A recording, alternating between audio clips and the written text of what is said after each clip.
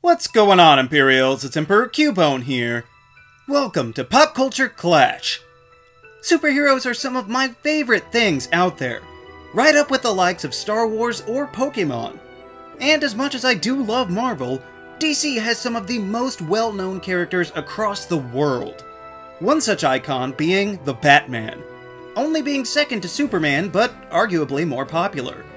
And while Batman is undeniably cool, I think a major part of why he's so well regarded is because of his villains. A common phrase is that a hero is only as good as his villains, and if that's true, then it's really just not fair that Batman seems to get all the best ones. Ask any random person to name 3 to 5 comic book villains, and you'll absolutely get multiple answers from the Dark Knight's exquisite rogues gallery. Just think about any other hero and see if you can even think of 5 villains, let alone 7 or more without really even having to try. The only one that could even come close with such a wealth of villains would be Spider-Man, but that's still a distant second when you line them all up in a row.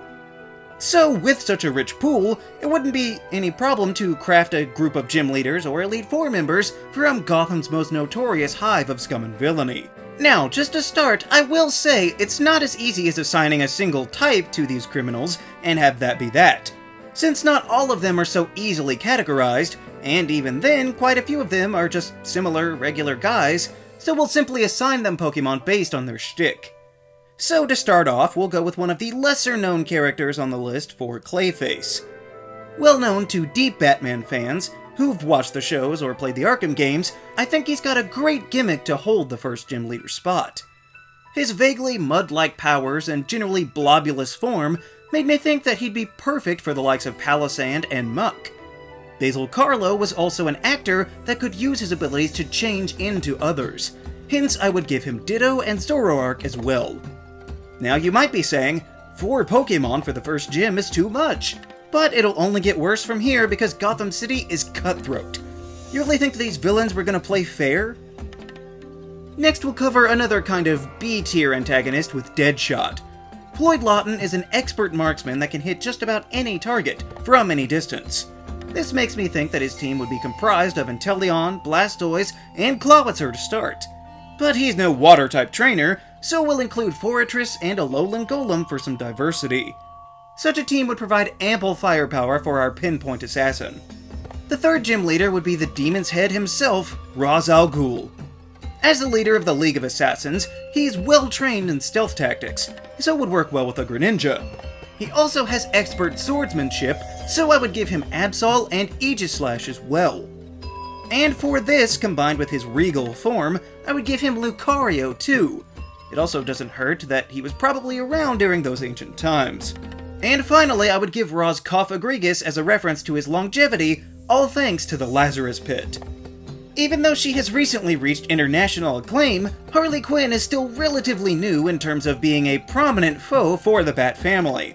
So we won't put her too high, lest she be given too much clout over her long-serving peers. But to start off, given her hyena pets, I would think that Mightyena would be perfect. On that front, I think Obstagoon would be good too, not because it's a hyena, but it has the face makeup to match, and having a general henchman vibe, it would be as loyal to Harley as she was to Mr. J for years. I would also give her Lopunny and Indeedee, because both of these Pokemon look sweet enough on the outside, but they belie a hidden power underneath. And I would include Sylveon, whose graceful movements mirror Harley's impressive acrobatic skills. Now we have Bane, the bulging mountain of muscle, all thanks to the Venom Serum. I think Machoke and Primeape would be prime candidates for their power and anger respectively, but for the man that broke the bat, I would also give Conkeldurr and Hariyama, and of course to highlight his luchador roots, I believe Hawlucha would be ideal.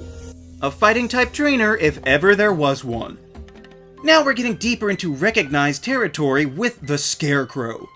Obviously, a perfect first match would be with Cacturne, the Scarecrow Pokemon. And I believe having a Honchkrow under his command would be quite poetic. His creepy and crude exterior also makes me think of the unsettling Pokemon of Banette and Mimikyu, who also have their own intimidating facade sewn together. Mimikyu especially fits well since Jonathan Crane uses a fear toxin as his main weapon. So to embody this gaseous attack, I would give him wheezing as well as a hypno so that it can feast on their worst nightmares, just like the Scarecrow himself. Two-Face is another well-known staple of Batman villainy whose two sides are constantly at war, meaning he has to have Morpeko, since it too struggles with its disparate halves. Also, given Harvey Dent's dual personas, I think we could also give him Zvilus, Doduo, Binacle, Girafarig, and I believe Clink to be the perfect cap off to the team to represent his classic two-headed coin. The seductive Poison Ivy will be next, and this botanical beauty is obviously primed for representing the grass type, but she is also notoriously poisonous as well. This makes me think that not only would Tsarina be a fine stand-in, but Roserade especially for being a poison grass woman just like Ivy herself. In that regard, I would also give her Venusaur and Victory Bell to further emphasize her powers over nature. I also think she could have Carnivine since Pamela Isley seemingly has a propensity for growing many carnivorous plants. And lastly, it might seem strange, but I will give her Salazzle in honor of her signature poisonous kiss. Now, for those keeping up with the numbers, if this were a regular region, we'd be at the Elite Four. So that is why I have saved the powerhouse that is Mr. Freeze. This frigid foe of the Dark Knight specializes in ice, and his souped-up suit enhances his strength. So I thought Alolan Sandslash would be a good start, and probably a Weavile for good measure.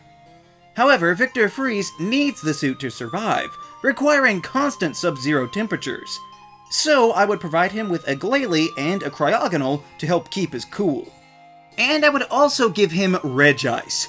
Some might say that he shouldn't have a legendary, but Mr. Freeze is a Titan of Ice of his own accord, and deserves the power to match. Besides, he is in the Elite Four. And lastly, I would say that Frostlass could be good as a poignant reminder of his dear departed wife, Nora.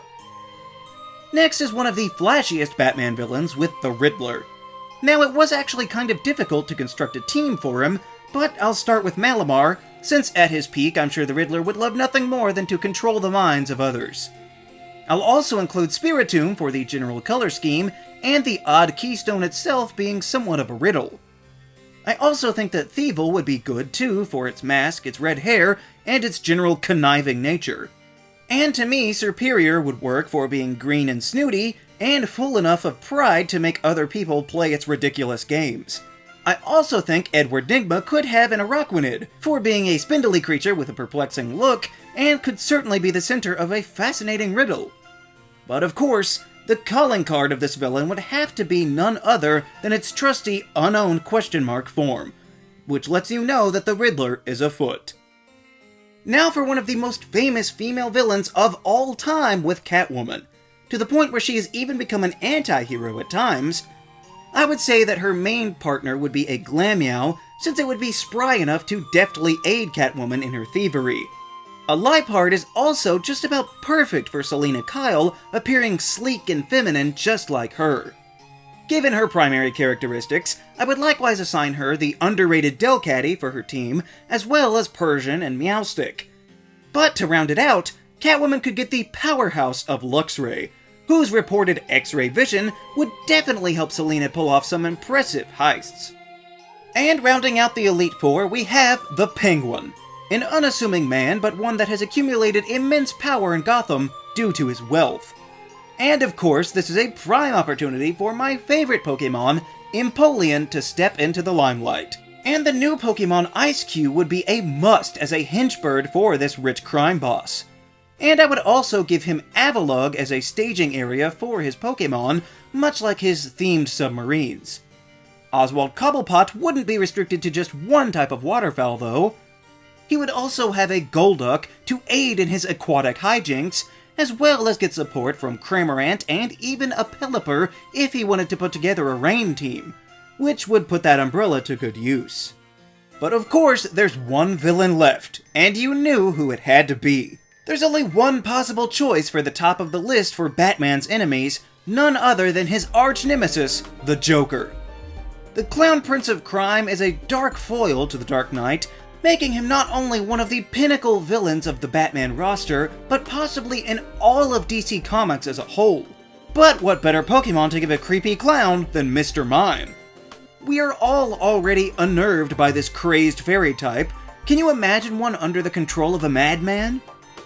I would also gift him Bruxish, since it too has a demented smile, and its head bulb thing turns into a flower, just like those prank ones the Joker has that spit acid. I would also give him Gengar, who is notoriously mischievous as a Pokémon, causing all sorts of trouble with otherworldly shenanigans, not to mention those pearly whites shining through the dark at you would be truly terrifying. I also think the inappropriately smiling Toxicroak would be good to represent the Joker poison that he uses often. And I believe he could have a Grimmsnarl as well, since their previous stages are obviously tricksters, with this simply being a heightened version of all of their worst impulses. Plus, depending on the iteration, the Joker can be equally disheveled. And of course, a classic move for any clown is the pie throw, and the Joker is no stranger to this.